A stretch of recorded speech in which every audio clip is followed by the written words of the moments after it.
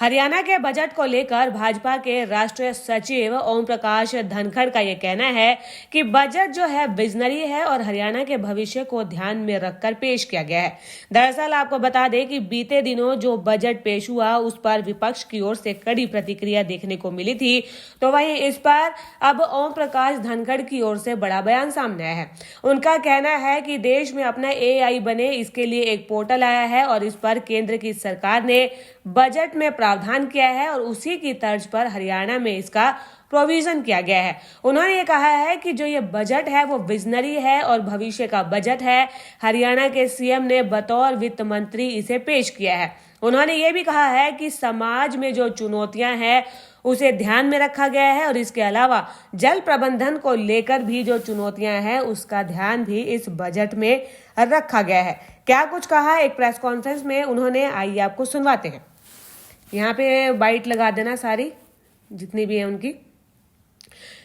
आपको बता दें कि ओपी धनखड़ ने इस प्रेस कॉन्फ्रेंस में आंकड़ों के साथ बोलते हुए कहा कि हरियाणा को केंद्र से जो पैसा मिलता है वो बढ़ा है और जो पहले 1.09% था अब 1.361% हो गया है और इसी के चलते 20,772 करोड़ रुपए केंद्र से मिलेंगे। उन्होंने ये भी कहा कि हरियाणा की सरकार ने जो है आर्थिक मैनेजमेंट बेहतरीन किया है और सभी विभागों का बजट बढ़ गया है और किसानों की चिंता सरकार ने की है, किसी और सरकारों ने नहीं की है। न्यूज़म के लिए चंडीगढ़ से ब्यूरो रिपोर्ट। जहाँ 2047 तक भारत एक विकसित राष्ट्र बने, ये संकल्प लेकर भारत के प्रधानमंत्री आगे बढ़ रहे हैं, वैसे ही इस बजट में विजन है कि 2047 तक हरियाणा की जो GDP है वो $1 ट्रिलियन की बने। $1 ट्रिलियन का मतलब है आज के भाव में 91 लाख करोड़। ट्रिलियन भी लाख करोड़ होता है लेकिन वो डॉलर में होता है, डॉलर से मल्टीप्लाई कर देंगे तो रुपए में आ जाएगा। और आज हमारा जो GDP है वो 13 लाख करोड़ से ऊपर का है, 13,67,600 जो है 56 करोड़ का है, तो 669 करोड़ का है, 13,67,669 करोड़ का है। तो ये जो हमारा GDP है ये 7 गुना और बढ़े, ये कोई अप्रत्याशित नहीं है। पिछले 10 सालों में ये 3 गुना बढ़ा है। तो जिस प्रकार से इकोनॉमी की गति चल रही है तो लक्ष्य केवल, जिसको मैं कहूँगा कि ऐसा लक्ष्य नहीं है कि जो बिल्कुल जिसको कहते हैं ना प्राप्त करने योग्य लक्ष्य है, तो उस लक्ष्य को लेकर आगे बढ़े हैं। पहली बात ये है। दूसरी बात जो इसमें है वो है कि जो समसामयिक समय होता है उस समसामयिक समय के हिसाब से किसी भी प्रदेश और देश को आगे बढ़ना होता है। तो देश में भी अभी AI समिट हुआ और AI, अपनी AI कैसे हो, क्योंकि चीन की अपनी AI है डीपसीक, अमेरिका की अपने कई AI के पोर्टल हैं, चाहे ChatGPT है चाहे बाकी हैं। तो भारत का भी अपना AI हो, क्योंकि भारत अगर दुनिया की महाशक्तियों में खड़ा होना चाहता है तो भारत का भी अपना AI का एक पोर्टल आ गया है, इंडस। अभी उस लेवल का नहीं है जिस पर बाकी हैं, लेकिन वो भारतीय हिसाब से डेवलप हो रहा है। भारतीय भाषाओं का ट्रांसलेशन बाकी सब, जिसमें वो 90% से करेक्ट करता है। तो अपना AI सबमिट हुआ, अपने AI पर पैसा केंद्र ने भी पैसा दिया है। यहाँ भी AI पर 474 करोड़ की जो है विश्व बैंक से मदद मिलेगी और 1 लाख विद्यार्थियों को AI से जोड़ा जाएगा। ये इस बजट का संकल्प है, भविष्यगामी विचार है। इसी तरह से डिपार्टमेंट ऑफ फ्यूचरोलॉजी बनाया हुआ है, भविष्य की तरफ देखने का विभाग। उसमें भी 21 योजनाएं ऐसी लाए हैं जिसमें नई टेक्नोलॉजीज, आने वाली टेक्नोलॉजीज, भविष्य की तरफ देखते हुए जो है काम किया जाएगा और उसका प्रोविजन भी इस बजट में किया गया है। तो इसलिए मैं बधाई देता हूं कि पहले ये बजट विजनरी है, दूसरा ये बजट भविष्य की तरफ देखने वाला है। तीसरा इस बजट का जो विशेषता है वो ये है कि ये समसामयिक चीज़ों पर जो अभी हमारे चैलेंजेज हैं उन चैलेंजेज पर भी काम कर रहा है। जैसे पोल्यूशन हमारा चैलेंज है, तो कोई 2000 करोड़ से अधिक की राशि जो है वो विश्व बैंक से मिल रही है, 2716 करोड़।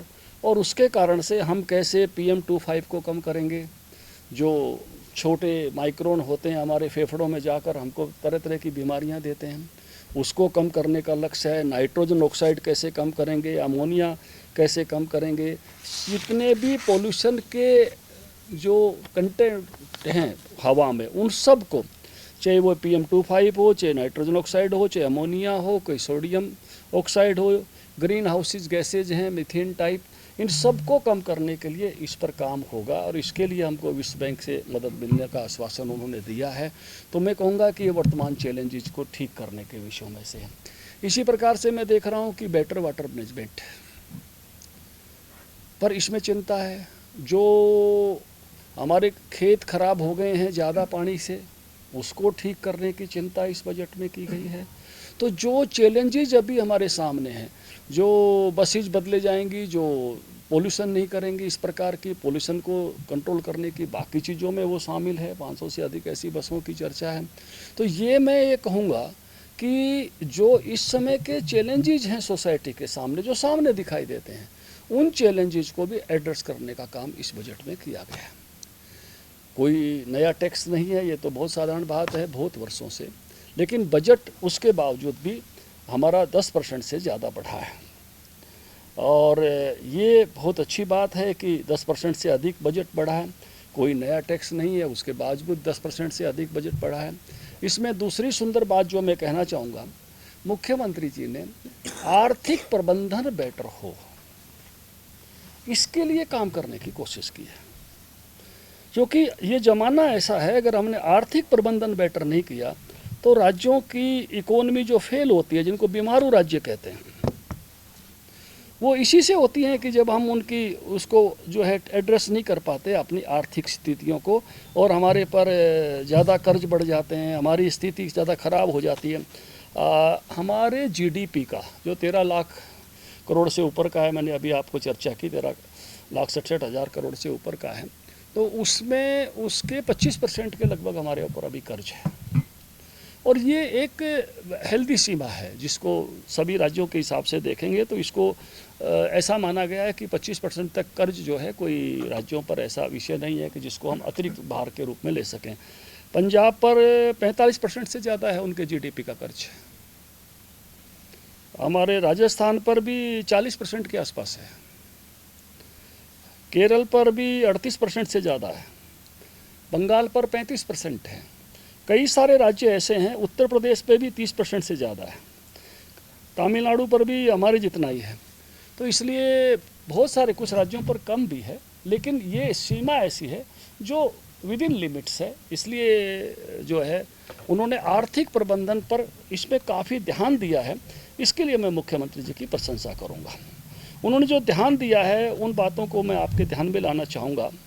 राजकोषीय घाटा, यानी कुल मिला के सरकार को कितना कर्ज लेना पड़ेगा अपने खर्चों के अतिरिक्त, उसको राजकोषीय घाटा कहते हैं कि राजकोष में इतना पैसा कम है और इतना पैसा हमको जो है वो कर्ज के रूप में लेना पड़ेगा।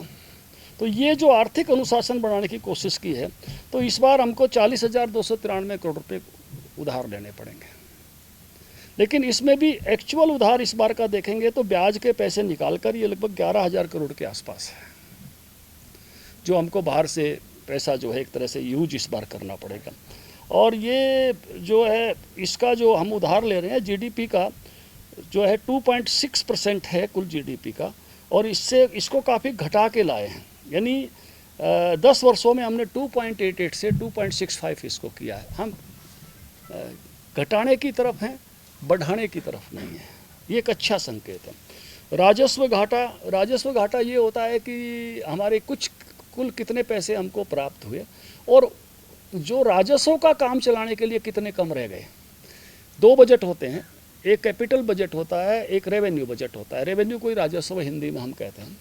तो जो बंधा हुआ बजट है उसको रेवेन्यू बजट या राजस्व बजट कहते हैं। जैसे तनख्वाह देनी ही पड़ेगी, पेंशन देनी ही पड़ेगी, वृद्धावस्था पेंशन देनी ही पड़ेगी, लाडली स्कीमें देनी ही पड़ेंगी। जो बंधा हुआ बजट है उसको हम कहते हैं राजस्व बजट।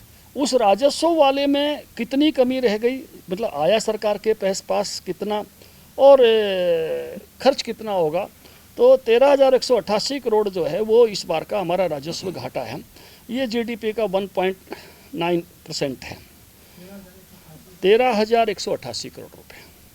तो ये जो है कुल बजट का 5.90% है और जीडीपी का ये 8.70%। तो ये भी एक तरह से घटा है। पहले इसकी मात्रा ज़्यादा थी, 13-14 में जब ये था तो ये 13% से ऊपर था, 13.4%, जो अब 5.9% है कुल बजट के पैसे का। 2,23,000 का अगर हिसाब निकालेंगे 13,000 तो 5.9% है। और जो है उस समय जीडीपी का 14-15 में था 1.9% और अब जीडीपी का ये रह गया है 0.87%। यानी हम 10 सालों में भी बेटर मैनेजमेंट की तरफ है। आर्थिक दृष्टि से अच्छा मैनेजमेंट हमने करने की कोशिश की है। एक टर्म और चलती है प्रभावी राजस्व घाटा, जिसका मतलब होता है कि इस पैसे में से कुछ पैसे हम पंचायतों को देंगे, हमारे जो सरकारी उपक्रम हैं उनको देंगे, और वो पैसा नगर निकाय को देंगे। वो पैसा अगर विकास के कामों के लिए दिया है, तनख्वाहों के लिए नहीं, तो वो इसमें से और घटा दिया जाता है, उसको इन्वेस्टमेंट मान लिया जाता है, उसको फिर पूंजीगत उसमें जोड़ा जाता है। तो प्रभावी राजस्व घाटा के हिसाब से देखेंगे तो ये अभी हमारे जीडीपी का केवल, मैंने पहले कहा राजस्व घाटा 0.870%, तो ये प्रभावी जो रह जाएगा 0.14%। तो ये जब हमने शुरुआत की थी, ये पिछले साल भी ये 86% था, 0.86%, 86%। तो इसमें भी हम प्रभावी राजस्व घाटा में भी आगे गए। और जो बजट का खर्च जिसमें हम कहेंगे उसमें भी हम अच्छे साबित हो रहे हैं। अब पिछली बार के बजट का 98% खर्च हो गया है, जबकि 14-15 का हमारे ही बजट का, जब सरकार हमारी थी तो उसका 84.45% खर्च हुआ था। यानी खर्चे भी समय से समयबद्ध रूप से होना, ये अच्छा मैनेजमेंट रहता है। इसी तरह से पूंजीगत व्यय, देखिए जो रेवेन्यू बजट है वो इकोनॉमी को गति नहीं देता। तनख्वाहों के अलावा इसमें 22,000 करोड़ की तो सोशल लाइबिलिटीज़ हैं, जिसमें वृद्धावस्था पेंशन है, जिसमें लाडली योजना है, बाकी सब है। 10% बजट उस पर जा रहा है। तो ये जो बजट है, जो तनख्वाहों का है, पेंशन का है, ऐसे सामाजिक संरक्षण का है, ये इकोनॉमी के पहियों को 2 बार घुमाता है। जैसे मेरे को पेंशन मिल गई, मैंने आगे खर्च दिया। लेकिन जो पूंजीगत बजट है वो 6 बार घुमाता है। वो उससे कोई ओवरब्रिज बनेगा, कोई ट्रेन नई मेट्रो निकलेगी, तो वो पैसा 6 बार घूमता है। हमारी जो इकोनॉमी की अच्छी ग्रोथ रेट है, भारत की इकोनॉमी की 7% से ऊपर, उसका एक अच्छा कारण ये है कि देश का भी 1/3 पैसा जो है वो कैपिटल इन्वेस्टमेंट है।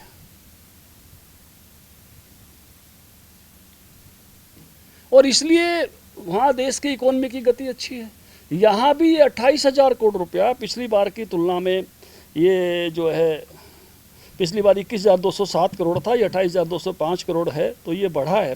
तो ये जो है हमारी इकोनॉमी की गति को बढ़ाएगा। तो ये एक अच्छी निशानी है कि पूंजीगत बजट की रकम बढ़ी है। और इसमें भी जैसे मैंने वहाँ कहा था कि जो सीधा पैसा जा रहा है छोटी इकाइयों को, अगर उसको भी जोड़ लेंगे तो इसकी प्रभावशीलता और बढ़ जाती है। और ये लगभग जो है प्रभावी पूंजीगत व्यय 35,216 करोड़ बन जाता है हमारी बजट की रकम के लगभग 15% पर। मतलब जो पैसा, मतलब पंचायत में कोई हमारी धर्मशाला बनने के लिए गया, शहर की कोई अंदरूनी सड़क बनने के लिए गया, गांव के खेत का रास्ता बनने के लिए गया, वो जो बजट का पैसा गांव और शहर को दिया उसमें भी कुछ पूंजीगत हिस्सा है। तो उसको मिलाकर ये जो बन जाता है, तो ये मैंने कहा ये 35,216 करोड़ बनता है, और इस कारण से 15% यहाँ पूंजीगत पैसा हो जाता है। तो ये एक दूसरी और शानदार बात है जो इसकी मात्रा उस प्रकार से बढ़ी है। एक हमारे लिए प्रसन्नता की बात है कि केंद्र से जो हमको पैसा मिलता है उसका अगले 5 साल के लिए हमारा परसेंटेज बढ़ाया है। जो हमको केंद्र के करों में से हिस्सा मिलता है, तो पहले ये हमारा हिस्सा जो था वो 1.093% था देश के कुल टैक्स के हिस्से में से, 1.093%, और अब हमारा हिस्सा हो गया है 1.361%। ये 24% की बढ़ोतरी है। तो मोदी जी का धन्यवाद, इसके कारण से 20,772 करोड़ रुपए मिलेंगे केंद्र के टैक्स के हिस्सों में से। और ये एक और खुशी की बात है, देश के सभी राज्यों में सबसे ऊपर है ये परसेंटेज के हिसाब से। मात्रा में तो नहीं हो सकता, हमसे बड़े बड़े राज्य हैं, परसेंटेज के हिसाब से ये हमारा सबसे ऊपर है जो हिस्सा हमको वहाँ से मिल रहा है। इन 10 वर्षों में हमने जो हमारे उपक्रम है, जैसे चीनी मिलें हैं, जो भी सरकारी ऐसे उपक्रम हैं, टूरिज्म के ये चलते हैं, अपने कहीं कर्ण लेक है, कहीं पिंजौर है, बाकी सब है, जो भी सरकार के अलग अलग अपने उद्योग हैं, उपक्रम हैं। पहले जो है 14-15 में 20 कमाऊ थे, अब 24 कमाऊ हैं। ये तो घाटे में ज़्यादा चलते थे। अब 14-15 में ये रुपया कमा रहे थे 450 करोड़ रुपए, अब कमा रहे हैं 1205 करोड़ रुपए। तो कमाऊ उपक्रमों की संख्या बढ़ी है और उसका पैसा भी जो है वो लगभग 3 गुना बढ़ गया है। अभी भी कुछ घाटे के हैं, जो है 18 अभी भी घाटे में, और 1012 करोड़ रुपया जो है वो घाटे का उनका रहता है, जो सरकार को भरना पड़ता है। लेकिन इसमें भी सुधार है, 3 गुना। 2014-15 में घाटा 2889 करोड़ था। तो ये भी बेटरमेंट है। तो मैं ये कहूँगा कि आर्थिक मैनेजमेंट बेटर करने की कोशिश की है। एक और सबसे अच्छी बात यह है कि सभी विभागों का बजट बढ़ा है, और उसमें जो हमारी कमिटमेंट है लाडली बहना वाला, वो 1,80,000 तक आमदनी वाली बहनें जुड़ जाएंगी, तो उसमें से बढ़ने वाला है, उन सब की आमदनी बढ़ने वाली है। गरीबों की जो चिंता की जाती है कि उनको प्लाट दिए जाएं, मकान दिए जाएं, वो बजट में उस प्रकार से बढ़ा है। किसानों की बहुत अच्छी चिंता की है। मैं मुख्यमंत्री जी को साधुवाद देना चाहूँगा कि उन्होंने एक तो ट्यूबवेल का सिस्टम जो है वो अलग से बन जाए, जो अपने 2 बिजली निगम बने हुए हैं अलग अलग, उसके स्थान पर किसानों के लिए अलग बने तो ट्यूबवेल कनेक्शन जल्दी मिले। इसी प्रकार से सोलर जो है वो ट्यूबवेल देने का प्रोविजंस है। इसी प्रकार से जो कपास के किसान हैं, दलहन के किसान हैं, उनकी सब्सिडी बढ़ाई है 2,000 और कपास में 4,000 तक भी ले गए हैं।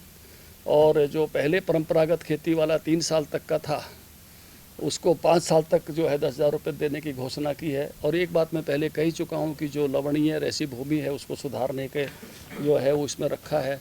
तो किसानों के लिए काफ़ी अच्छी जो है उसमें से चीज़ें करने का काम किया है। तो उसके लिए मैं मुख्यमंत्री जी को बधाई देता हूं कि उन्होंने किसानों को विशेष, क्योंकि मेरे पे कृषि मंत्रालय रहा है, तो ऐसे में उस विषय को जो जानना और समझना वो मेरे ज़्यादा ध्यान में आता है उस नाते से। तो ये काफ़ी अच्छी बात की गई है। एक और अच्छी बात की गई है कि इस बार टैक्स को भी जो है वो सामान्यतः कोऑपरेटिव हमारे यहाँ घाटे में रहता है, इस बार टैक्स भी फायदे में आए, इसका टारगेट लेके चले हैं। सबसे छोटी इकाई है कोऑपरेटिव की, हम गांव में जो खाद वगैरह बांटती है, तो 300 पैक्स को लाभ में लाने के लिए इसमें वो लेकर चले हैं। और इसके साथ साथ जो सोलर एनर्जी का है, क्योंकि हरियाणा में उसका इंटरनेशनल सेंटर है गुड़गांव में, तो बाकी स्थानों पर चाहे पंचायतों में चाहे सरकारी इमारतों पर भी किस प्रकार से सौर ऊर्जा आधारित परिसरों में उनको बदला जाए, इसके लिए भी काफ़ी जो है जोर दिया गया है। ये जो शादियां हैं ये भी अच्छा बिजनेस है। और डेस्टिनेशन मैरिज केवल राजस्थान ज़्यादा खींचता है, थोड़ी सी हिमाचल खींचता है, थोड़ी सी बाहर के देश खींचते हैं, लेकिन राजस्थान सबसे टॉप में है। उस पर भी निगाह गई है। इस बार हरियाणा में भी 3 डेस्टिनेशन, एक गुड़गांव के निकट, एक खोदा के निकट, एक जो है पिंजौर, तो अपने आप में डेस्टिनेशन है। तो ऐसे डेस्टिनेशन मैरिज का भी कुछ हमारे यहाँ उपयोग उस प्रकार का बढ़े। और महिलाओं में जो लखपति दीदी वाला विषय है और महिलाओं के लिए पिंक कैब चलाने की योजना, जैसे ऊपर से वो सारथी चलाई है अमित शाह जी ने, तो यहाँ भी बहनों के लिए भी उस प्रकार से केवल बहनें आराम से सुरक्षा से यात्रा करें, पिंक कैब वाली योजना को बढ़ाया गया है। और सक्षम आंगनवाड़ी जो है वो 1000 खड़ी करने का भी टारगेट रखा गया है। और केवल महिलाओं के लिए अभी लगभग 350 बसें चलती थी, जिनको 500 किया जाएगा। तो ये भी एक जो है अच्छी पहल है। मैं कहूँगा कि जिन चीज़ों को जो है अग्निवीर के लिए 20% की जो रिजर्वेशन की है, तो सभी अग्निवीर जो मुझे लगता है कि आएंगे वो आकर सेट हो जाएंगे यहाँ दूसरी नौकरियों में। तो एक अच्छा निर्णय इस प्रकार का है।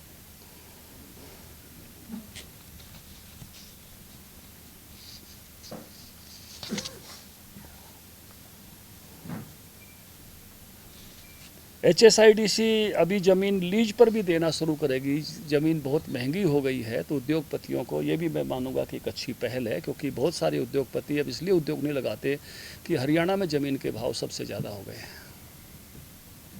तो अगर रेंट पर उनको ज़मीन मिलती है सालाना 1 लाख रुपये, 2 लाख रुपये, 3 लाख रुपये, तो शायद उनको आसानी होगी। नहीं तो कितने करोड़ों के प्लॉट अभी हैं, औद्योगिक प्लॉट, उसके कारण से सभी इन्वेस्टमेंट नहीं कर पाते। इस निर्णय के लिए भी मैं जो है मुख्यमंत्री जी को बधाई दूंगा। इससे उद्योगों को हम यहाँ और बड़ी मात्रा में बचाने में कामयाब होंगे। सड़कें पहले भी अच्छी बनी हैं और 5000 किलोमीटर की सड़कों का सुधार का विषय आया है। नए ROB बनाने का विषय भी आया है। विद्यार्थियों के लिए भी 1000 नई बसें खरीदने का जो है संकल्प इसमें लिया गया है। और एक विषय ये भी आया है कि किस प्रकार से हम ग्राम सभा की भूमिका बढ़ाएं। ये भी आया है कि हम इस सबसे छोटी इकाई की भूमिका भी जो है साल में 3 बार बैठक और कम से कम 6 विषय वो पास करें। तो मैं कहूँगा कि एक, जैसे मैंने प्रारंभ में कहा कि ये बजट भविष्यगामी है। ये बजट जो वर्तमान में दुनिया के सामने चैलेंजेस हैं वो हमारे प्रदेश में भी हैं कि दुनिया ग्लोबल विलेज है, उसको एड्रेस करने वाला है। ये बजट आर्थिक स्थायित्व का है।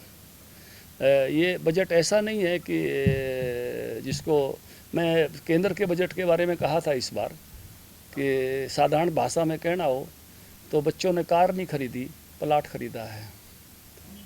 घर के हिसाब से कोई कहे तो प्लाट इन्वेस्टमेंट है, कार खर्चा है।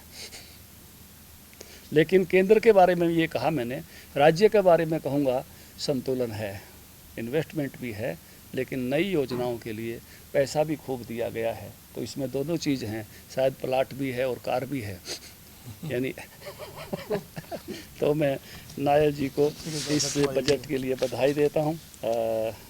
मुझे लगता है कि आपको भी, क्योंकि कल बजट आ चुका है, मेरे से भी अधिक जानकारी है। पत्रकार, बहुत विद्वान पत्रकार यहाँ बैठे हैं, इसलिए जो बातें मुझे लगी वो मैंने आपसे साझा की हैं।